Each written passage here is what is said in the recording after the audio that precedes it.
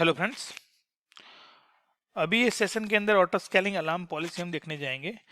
जैसे कि हमने देखा ऑटो स्केलिंग क्या है, ऑटो स्केलिंग कैसे कॉन्फ़िगरेशन करते हैं, लॉन्च टेम्पलेट कैसे कॉन्फ़िगरेशन करते हैं। तो इस सेशन के अंदर स्पेसिफिक हम ऑटो स्केलिंग अलार्म पॉलिसी पे फोकस करेंगे, मतलब अलार्म पॉलिसी कैसे कॉन्फ़िगर करते हैं, कौन कौन से टाइप ऑफ अलार्म पॉलिसीज है एंड वो अलार्म पॉलिसी कैसे काम होता है, मतलब कैसे ट्रिगर होता है। तो वो सब इस सेशन के अंदर हम थ्योरी प्लस उसका डेमो के साथ देखेंगे। तो स्टार्ट करते हैं ऑटो स्केलिंग अलार्म पॉलिसीज। सो कौन कौन से टाइप्स ऑफ पॉलिसीज है, तो बेसिकली तीन टाइप्स ऑफ पॉलिसीज है। तो जो फर्स्ट पॉलिसी टाइप है जो टारगेट ट्रैकिंग स्केलिंग पॉलिसी है, मतलब ये सबसे इजी कॉन्फ़िगरेशन होता है, मतलब इसका जहाँ पे हम एवरेज मतलब एग्जांपल लें तो मुझे मेरा जो सीपीयू कॉन्फ़िगरेशन है 50% एवरेज यूज हो, उस केस के अंदर मुझे इसको अलार्म कॉन्फ़िगर करना है। सो यहाँ पे आप पॉलिसी कॉन्फ़िगर करोगे तो यहाँ पे इसके साथ इम्प्लिसिटली वो अलार्म यहाँ पे क्रिएट कर देता है, तो यहाँ पे आपको अलार्म क्रिएट करने की भी जरूरत नहीं रहेगी। तो बहुत ही सिंपल है। ट्रैकिंग मतलब कि आपको ट्रैक करना है सीपीयू यूटिलाइजेशन, और एवरेज मुझे सीपीयू यूटिलाइजेशन 50% हो, तो इन एक केस के अंदर वो आपके scale in and scale out perform करेगा। नेक्स्ट है, मतलब जो सेकंड और थर्ड जो स्केलिंग पॉलिसी वो सिंपल स्केलिंग पॉलिसी है, and third is the step scaling policy. तो इन दोनों के अंदर मतलब ऑलमोस्ट सिमिलरिटी है, जहाँ पे दोनों मतलब क्लाउड वॉच अलार्म के साथ काम करते हैं, एंड उसके साथ आपका स्केल इन एंड स्केल मतलब इंस्टेंस को ऐड करना और इंस्टेंस को रिमूव करना है, यहाँ पे वो ट्रिगर करते हैं। तो यहाँ पे मतलब एग्जांपल में देखें तो मतलब कैसे कॉन्फ़िगरेशन करें, तो उसका ये कॉन्फ़िगरेशन है कि जैसे कि मेरा सीपीयू में मॉनिटर कर रहा हूँ सीपीयू यूटिलाइजेशन कि 75% कंटिन्यूस मॉनिटर करो, और 75% कंटिन्यूसली 3 मिनट से या तो 15 मिनट, मतलब जो भी मतलब उसका मैं एक थ्रेशोल्ड वैल्यू दूँ, जैसे कि 15 मिनट्स का मैं थ्रेशोल्ड वैल्यू देता हूँ।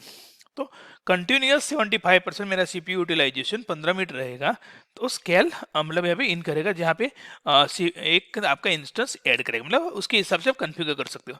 सेम मतलब अगर आप बोलोगे सीपीयू यूटिलाइजेशन अगर 25% कंटिन्यूस यूज होता है तो आप इंस्टेंस को रिमूव करो। तो ये बेसिकली यहाँ पे स्केल इन और स्केल आउट परफॉर्म करेगा आपके अलार्म के ट्रिगर पे, मतलब अलार्म आप कन्फिगर करोगे, अलार्म ट्रिगर होगा, उसके हिसाब से आपकी एक्शन यहाँ पे मतलब फॉलो होगी। सो स्केलिंग पॉलिसी में मतलब एक तो बेसिकली स्केलिंग पॉलिसी है, दूसरा है कि जो स्केड्यूल एक्शन।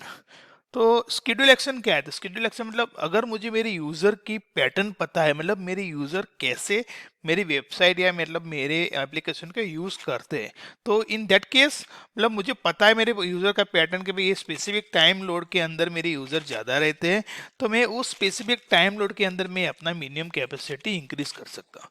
तो जैसे कि अभी एग्जांपल दिया है कि मतलब हर मंडे मॉर्निंग में 10 बजे मेरे को ट्रैफिक बहुत ज़्यादा आता है, तो इन दैट केस हम यहाँ पे स्केड्यूल एक्शन कॉन्फ़िगर कर सकते हैं। तो ये सारे हम कॉन्फ़िगरेशन कंसोल में देखेंगे कैसे कॉन्फ़िगर करते हैं। अभी नेक्स्ट जो पॉइंट है वो कूल डाउन पीरियड है। तो कूल डाउन पीरियड क्या है, तो ये बहुत ही इंपॉर्टेंट कंसेप्ट है cool down period auto scaling group के अंदर।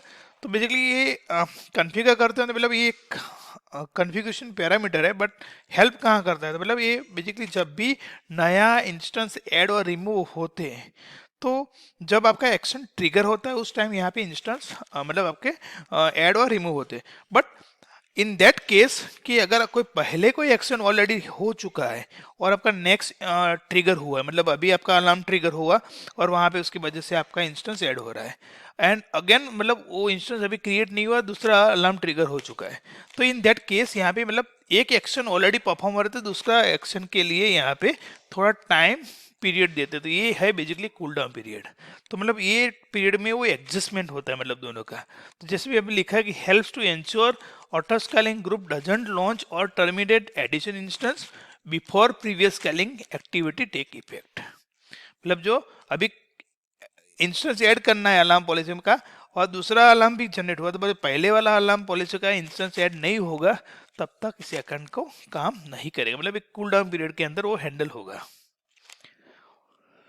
दूसरा क्या है कि हम cool down period basically simple scaling policy के साथ भी दे सकते हैं, जहाँ पे हम डिफ़ॉल्ट जो कूल डाउन पीरियड है उसके ऊपर मतलब एडिशन हम उसको पास कर सकते हैं।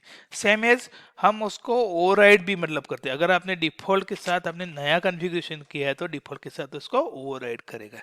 Default cool down period 300 second रहता है। अगर आपको ऐसा लगता है कि 300 सेकंड बहुत ज़्यादा है, बहुत लंबा टाइम है, तो आप उसको अपने हिसाब से उसको अपडेट कर सकते हो। जो यहाँ पे एग्जाम्पल में दिया है तो 180 सेकंड।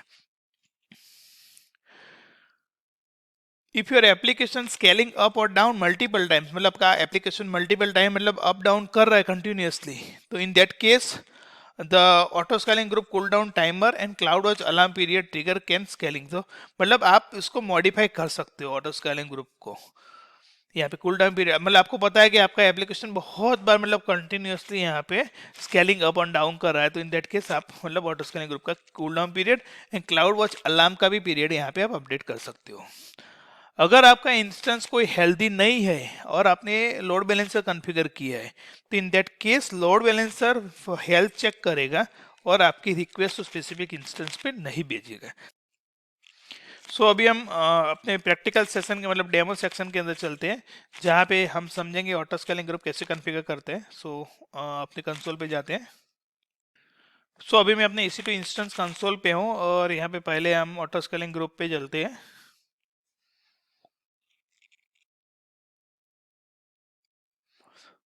यहाँ पे मैं न्यू ग्रुप कॉन्फ़िगर कर रहा हूँ। नाम देते हैं माई ESG एंड लॉन्च टेम्पलेट हमने कॉन्फ़िगर किया था, तो हम उसको सेम को रीयूज़ करें। यहाँ पे हमने उसके अंदर कॉन्फ़िगरेशन में AMI ID दिया है, इंस्टेंस टाइप दिया हुआ है, सिक्योरिटी ग्रुप दिया हुआ है। हम उसी को रीयूज़ करें। यहाँ पे नेक्स्ट कर रहा हूँ। डिफ़ॉल्ट कॉन्फ़िगरेशन के साथ अभी मैं जा रहा हूँ। सबनेट यहाँ पे चूज़ कर लेते हैं।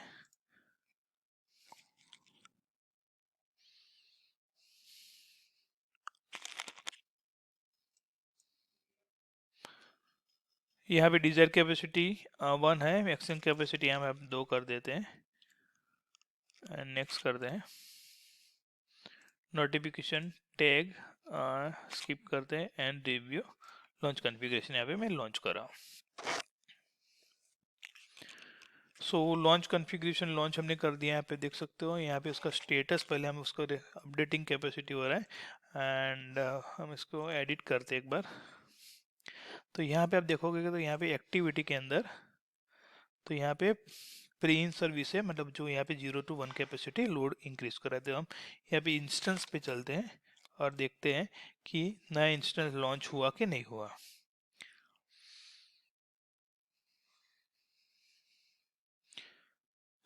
हमारा एक इंस्टेंस ऑलरेडी लॉन्च हो चुका है। हमारा capacity desire capacity and minimum capacity 1 है। अभी हम अपने स्केलिंग पॉलिसी में चलते हैं, तो ऑटोमेटिक स्केलिंग में चलते हैं। मतलब बेसिकली ये सेक्शन के अंदर हम पॉलिसी ऐड कर सकते हैं। तो जैसे कि हमने देखा कि 2 टाइप ऑफ स्केलिंग पॉलिसीज हम कॉन्फ़िगर कर सकते हैं। तो एक तो हम पॉलिसी कॉन्फ़िगर कर सकते हैं, दूसरा है शेड्यूल एक्शन कर सकते हैं। तो पहले हम पॉलिसी से स्टार्ट करते हैं। तो यहाँ पे पॉलिसी ऐड करोगे तो आपका क्रिएट स्केलिंग पॉलिसी मिलेगा।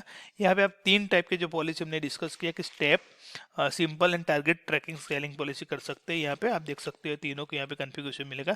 तो टारगेट ट्रैकिंग पॉलिसी से स्टार्ट करते हैं। यहाँ पे आपको डिस्क्रिप्शन पॉलिसी का नाम है, मैट्रिक्स कौन सा देना है, तो CPU यूटिलाइजेशन है, नेटवर्क इन है, लोड बैलेंसर के रिक्वेस्ट पे भी आप कर सकते हो। तो यहाँ पे हम CPU यूटिलाइजेशन पे चलते हैं एंड मिनिमम मतलब अपना जो टारगेट जो वैल्यू मतलब 50% यूटिलाइजेशन पे हम उसको ट्रिगर करेंगे। दूसरा क्या है कि ये है कूल डाउन पीरियड, मतलब 300 सेकंड है। आप उसको अपडेट करना है जैसे, तो आप यहाँ पे अपडेट कर सकते हो। एंड ये डिसेबल है, मतलब आपको scale out policy and scaling, मतलब आपको स्केल इन पॉलिसी मतलब कम करना है, इंस्टेंस रिमूव करना है, तो डिसेबल करना है तो स्पेसिफिक को डिसेबल कर सकते हो। यहाँ पे हम उसको स्किप करें, डिसेबल नहीं कर रहे हैं। यहाँ पे मैं क्रिएट कर रहा हूँ स्केलिंग पॉलिसी।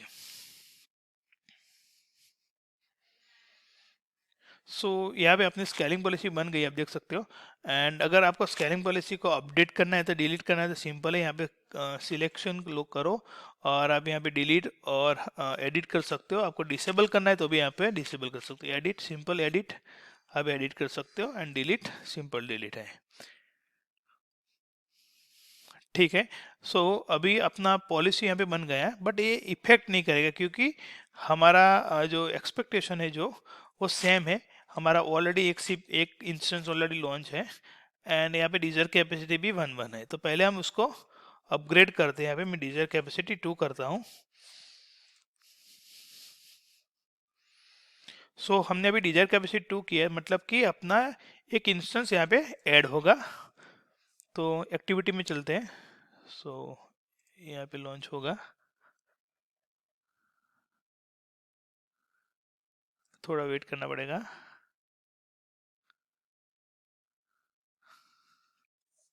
सो आप देख सकते हैं यहाँ पे डिजायर कैपेसिटी जो हमने इंक्रीज किया था, यहाँ पे नया इंस्टेंस ऑलरेडी यहाँ पे लॉन्च कर दिया है। यहाँ पे रिफ्रेश करके चेक करते हैं हम इंस्टेंस पे। सो दो इंस्टेंस यहाँ पे क्रिएट हो चुके हैं। अभी हमने अलार्म क्रिएट किया है, मतलब वो पहले हम क्लाउड वॉच में जाते हैं। मतलब क्लाउड वॉच सिंपल है, जैसे कि आप यहाँ पे क्लाउड वॉच सर्च करोगे तो यहाँ पे क्लाउड वॉच मिलेगा। हाँ, तो क्लाउड वॉच में पहले जाके हम देखते हैं कि अपना अलार्म ट्रिगर हुआ कि नहीं हुआ।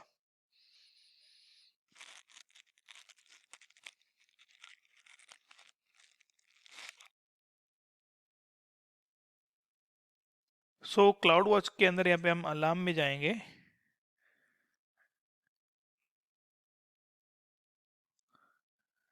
एंड यहाँ पे अपने अलार्म लिस्ट होंगे जो हमने क्रिएट किया उसके साथ हो और बनेगा बेसिकली।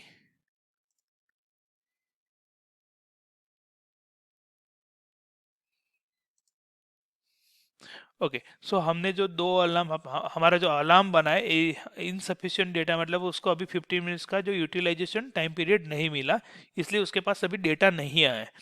सो ये वेट करेगा मतलब 50 मिनट्स का, और उसके बाद ये अलार्म को मतलब वो ट्रिगर करेगा।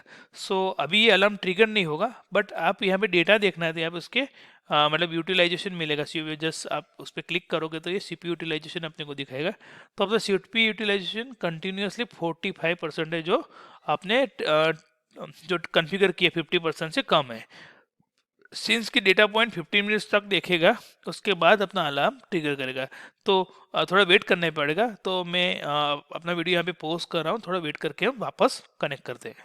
सो नाउ वी कैन सी, मतलब अभी हम देख सकते हैं यहाँ पे कि अलार्म अपना ट्रिगर हो चुका है यहाँ पे। So it's in alarm state, आप देख सकते हो यहाँ पे। सो ये अलार्म ट्रिगर होने के बाद मतलब एक्चुअल में क्या होगा, तो यहाँ पे आप देख सकते हो कि हमारा अलार्म जो कंटिन्यूसली सीपी यूटिलाइजेशन उसको 50% से कम मिला है, इसके लिए अलार्म ट्रिगर हुआ है। तो वापस चलते हैं ऑटो स्केलिंग ग्रुप पे एंड एक्टिविटी में देखते हैं कि यहाँ पे उसके एक्टिविटी में कुछ ऐड हुआ कि नहीं हुआ। तो यहाँ पे एक्चुअल में अपना एक्सपेक्टेशन है कि यहाँ पे कैपेसिटी डाउन होना चाहिए, क्योंकि हमने अलार्म ट्रिगर हो चुका है, इसको कंटिन्यूसली 50% से कम सीपी यूटिलाइजेशन मिला है। तो ये सेम चीज़ यहाँ पे भी वो रिफ्लेक्ट होगी। सो अभी हम देख सकते हैं कि हमारा बेसिकली जो अलार्म ट्रिगर हुआ था उसके सामने यहाँ पे एक्टिविटी जनरेट हुआ। तो ये एक्टिविटी क्या कर रहा है, तो यहाँ पे श्रिंकिंग कैपेसिटी कर रहा है। जहाँ हमने एक्चुअली डिजायर कैपेसिटी 2 किया था, लेकिन यहाँ पे वो श्रिंकिंग का मतलब 2 से 1 कैपेसिटी यहाँ पे रिड्यूस किया। तो आप यहाँ पे देख सकते हो कि डिटेल में जाएंगे तो यहाँ पे डिजायर कैपेसिटी हमारा 2 था, तो यहाँ पे एक्टिविटी के अंदर उसने कम कर दिया। यहाँ पे आप देख सकते हो। सेम चीज़ हम यहाँ पे इसी इंस्टेंस में देखेंगे तो यहाँ पे अपना एक इंस्टेंस यहाँ पे रिमूव करेगा। तो ये ऑटोमेटिकली अपडेट किया, जहाँ पे हमने टारगेट ट्रैकिंग पॉलिसी दिया था, जिसकी वजह से ये उसने चेक किया कि 50% से कम सीपीयू है, और उसके बाद ये अलार्म ट्रिगर हुआ है। अभी नेक्स्ट स्केलिंग पॉलिसी कॉन्फ़िगरेशन देखते हैं।